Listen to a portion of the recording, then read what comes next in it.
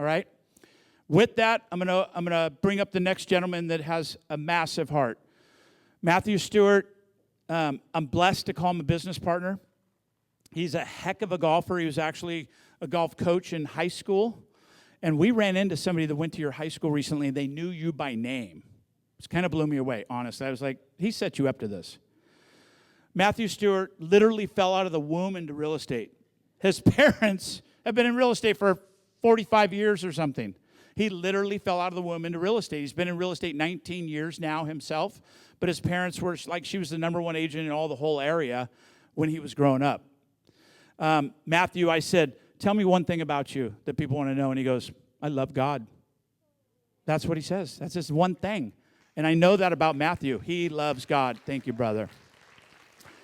And I've been blessed to get to know this man on a lot of levels. Business, now personal. We're golf buddies. We're buddy buddies. And, show me who your friends are. I'll show you who you are. Think about that statement this weekend. I want you to take this moment to be purposeful about networking with Matthew Stewart and Andrea Beam and Kim Frazier and all the other amazing speakers and people that came here. I'm seeing people that flew all over the place, from all over the nation to be here. Make sure you take a moment to network, collaborate, partner, get to know them. This is what makes these different. The real business here is not done here. It's actually done in the hallways. I believe that. All right? With no further ado, you can see the long list of accomplishments Mr. Matthew Stewart's had. With that, Mr. Matthew Stewart, please join us on the stage.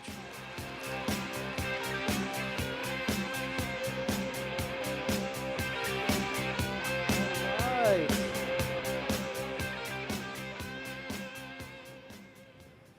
Oh, this is great. Good to see everybody on a Friday night. So, tell me, have you ever in your adult life looked in the mirror and wondered if you were living your best life?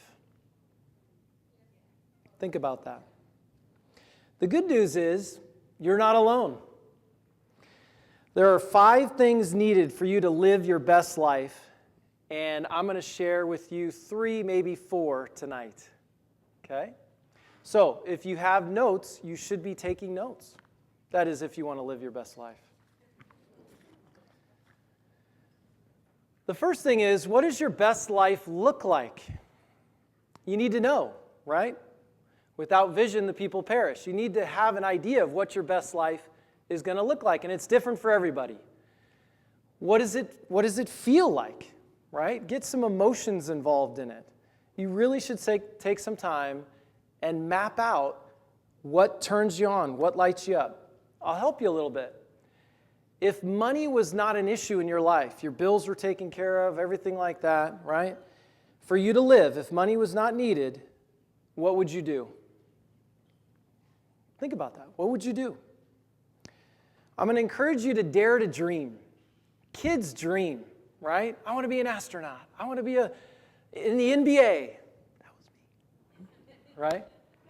Right? I want to have you get a little crazy, because as adults, we get a little kind of structured, and that's a little crazy and all that, and we lose the sight of dreaming.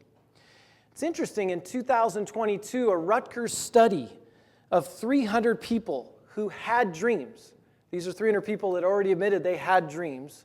I don't know what the percentage and all that for those adults that said they didn't have dreams. But here's what they found.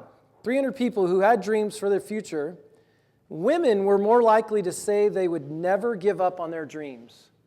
In fact, it was 74% of the women said they'd never give up on their dreams. So at least 1 out of 4 women are giving up on their dreams. That's a little scary, right?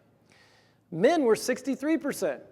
So I don't know if we feel beat down or whatever it is, but I want to challenge you to dare to dream and what your best life would look like. So what excites you? What lights you up? What puts a permagrin on your face when somebody mentions it or you see it on TV or whatever it is? Okay? Is it travel? I'll tell you, my wife and I, my lovely bride Lexi, right here, the beautiful redhead, we love travel. We love cultures, people. We love people, so we go all over. So much so that we actually, outside of real estate, started our own YouTube channel. This is a shameless plug here. It's called The Empty Nester Diaries. If you want to subscribe, we need to get to 1,000 subscribers, so throw us some love. I think we're killing it at 304 subscribers right now. But anyway, hey. It's about 8 months old. Anyway, so yeah, The Empty Nester Diaries. There you go. All right. 1,000 watch out. There you go. So for us, travel's one of our hot buttons. Obviously, golf. I purposely dressed this way because we did 7 days in a row of golf getting up to this event, right? Every day a different golf course, driving up from Sacramento. Maybe it's giving back for you. Maybe it's volunteering. Maybe it's hobbies, athletics, coaching. Something lights you up. And I would challenge you to say it's not selling another house. It might be, and that's okay, but I think realtors get really caught up in their identity of, oh, I'm a phenomenal realtor.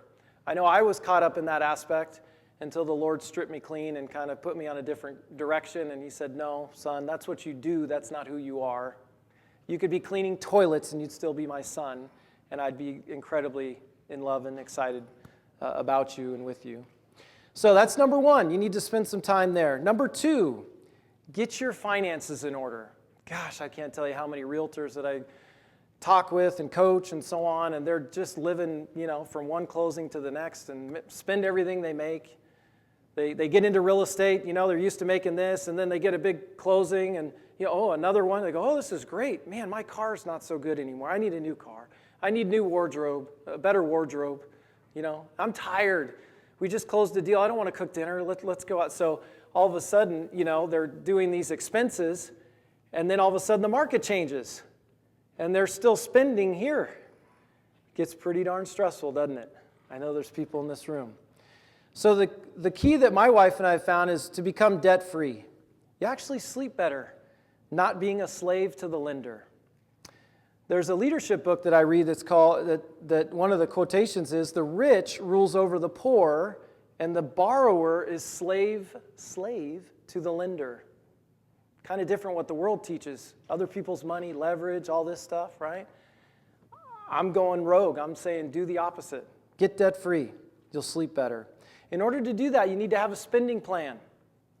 A budget. Nobody likes budget. It's not sexy. So you need a spending plan. Every dollar should have a place on where it goes. All the way down, spend every dollar down to zero on your spending plan. Okay? I'm going to give you the plan for freedom. I call it the freedom plan. It's a 7-step plan. You do them in order. You don't go to number 2 until you've accomplished number 1, and so on. Number 1, you need a $1,000 emergency fund. Okay? You don't go to number 2 until you get that, and that's cash. That's not, I'll just put it on the credit card or this or that, okay? Number 2, pay off all consumer debt. Your credit cards, your car loan, student loans, everything but your house. Pay it off. And do it as fast as you can.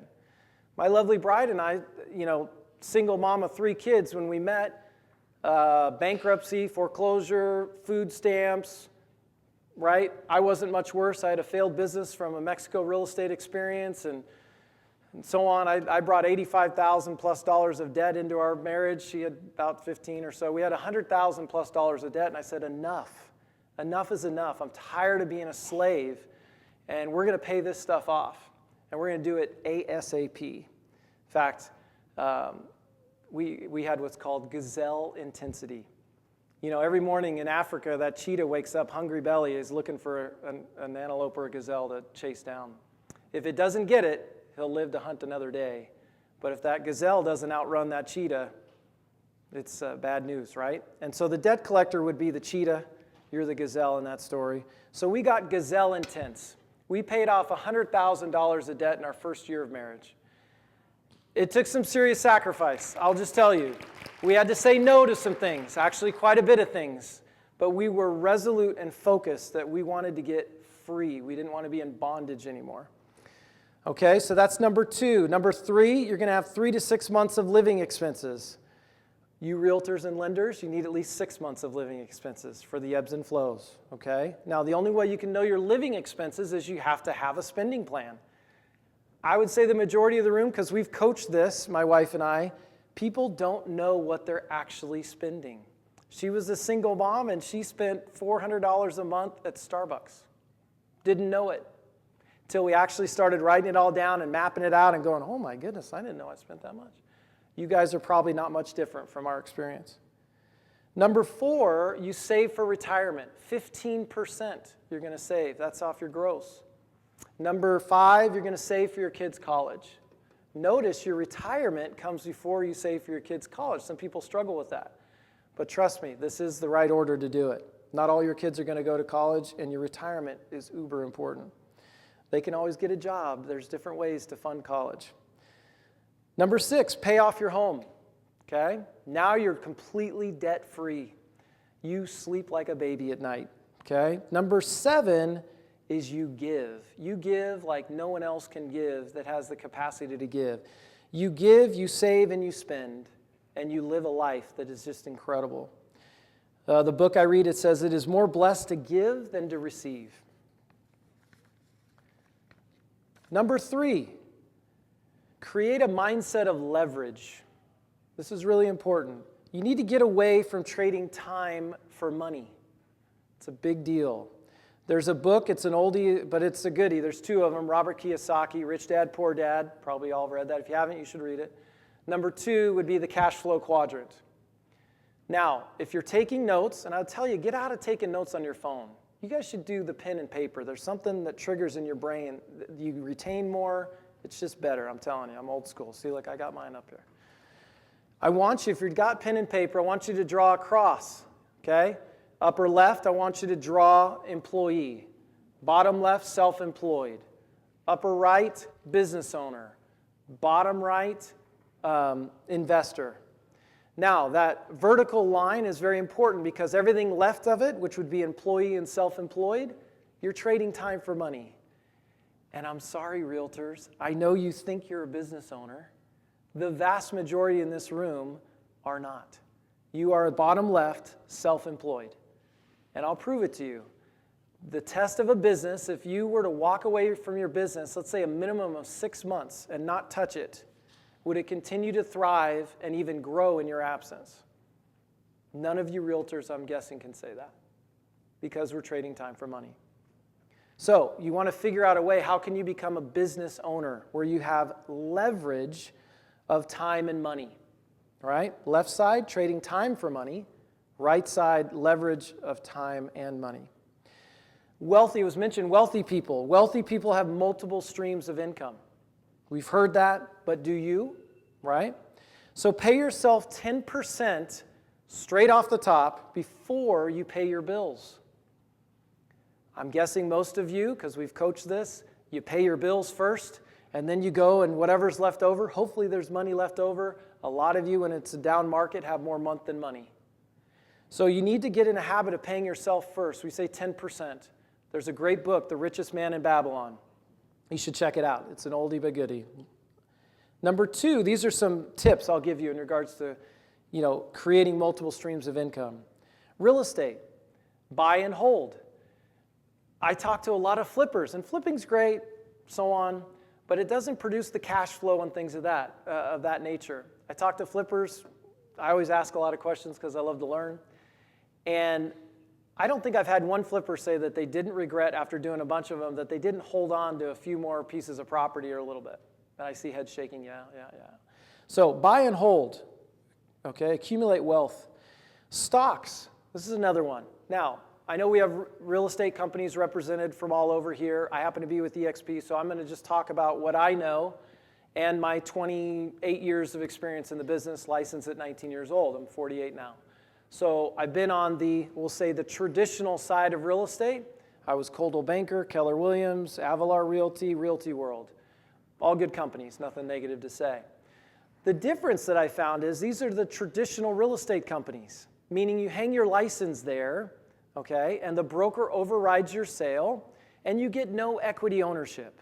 You basically get the sweat off your brow and working your tail off, getting a closed escrow, getting a commission check, and the broker takes a piece of your commission check. But you have no equity. Over here on this side, some of these models, EXP being one of them, they give you equity. They treat you as an owner in the company.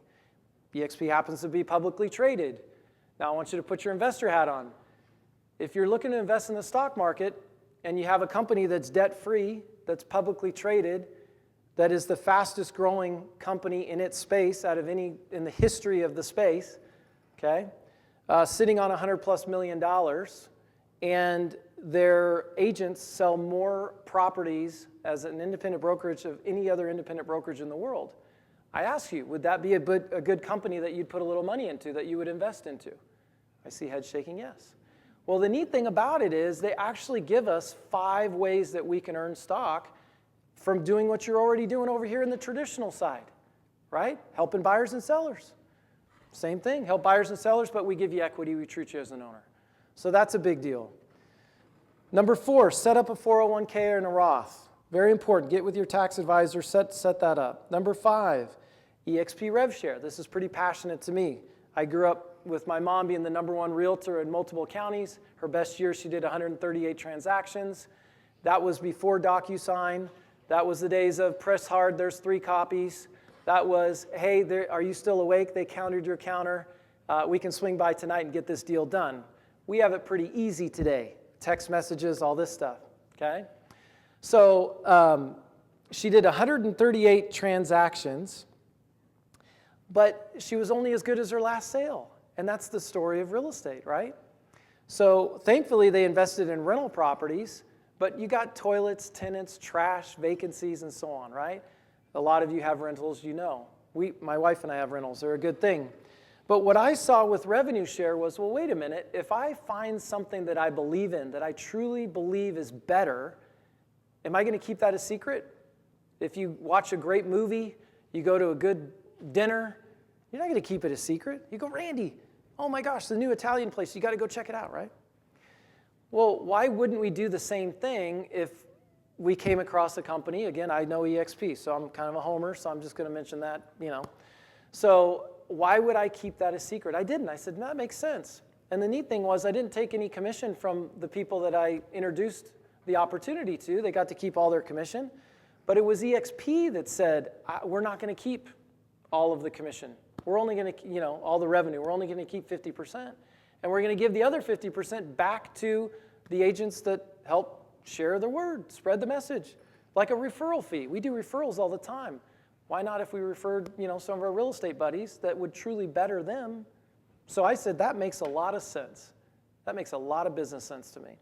And I went for it. And so we're blessed. We have a couple hundred agents spread out over 30 states and so on. And it's produced a 6-figure reoccurring residual income. Now that's true for me. It may not be the same for you, okay? But the neat thing is, if you calculate how many rental properties that would take to produce a 6-figure reoccurring income, I didn't have to reach in my pocket and do any out-of-pocket, after-tax earned income for a down payment. And I don't have any, vacancies, toilets, tenants, trash, etc. So I saw that and I went, gosh, this is brilliant. Like, this is an amazing way to create freedom, right? While I'm still working with buyers and sellers and so on. Here's an idea. Actually, this is true. If you had a friend, an agent, that was a capping agent, does about $3 million in sales, okay? EXP will give you $4,000 that first year. If you divide that by 12, that's $333 a month. That's basically a rental property. Think about that. I saw that, I went, that's incredible. That is a freedom-producing machine right there, right? Number 6, really, really important. Live below your means. Again, I gave you the examples of realtors going, well, I need nicer clothes, nicer car, I'm tired, I don't want to cook, let's eat out, right? Oh, I'm sorry, and then, all of a sudden things change. So live below your means. It's super important. That's how you're going to gradually build wealth. Invest in businesses is another option. Number 8, be the lender. Invest in notes. Okay, these are just ideas for you. There's many, many. Number 9 is realtors build a strong referral business, sphere of influence, and advertising. So really tap into your sphere of influence. There's my good friend Justin's going to come up and kind of share some things. I don't know how much detail he'll get into, but there's an aspect of doing a deep dive into your databases that I'm sure most of you have not done. And what we did is we found that the people in our database were actually doing real estate, buying and selling, not in our area, but they were doing real estate in other states and so on, but they didn't think to reach out to us because, I'm here in Salem or I'm in Sacramento and we're buying in Phoenix. If you really are purposeful and really tap into your sphere of influence and prime the pump and teach them that, hey, you have a referral network that goes every city, every state in the country, which all of you do. I don't care what company you're with, you can do that, right? But you got to teach your clients to think of that if they're doing something in another state, they should do it through you first because you're their trusted advisor. And you'll do the interviewing and the researching of the top agent in those other areas so they don't have to be burdened by that, right? But you got to get to them before they go out in those other areas. So that's a big thing that many realtors do not tap into. And I wish I could go into number 4, but that's all they give me. I'm all done. Reach out to me after. I'd love to share. All right, you guys.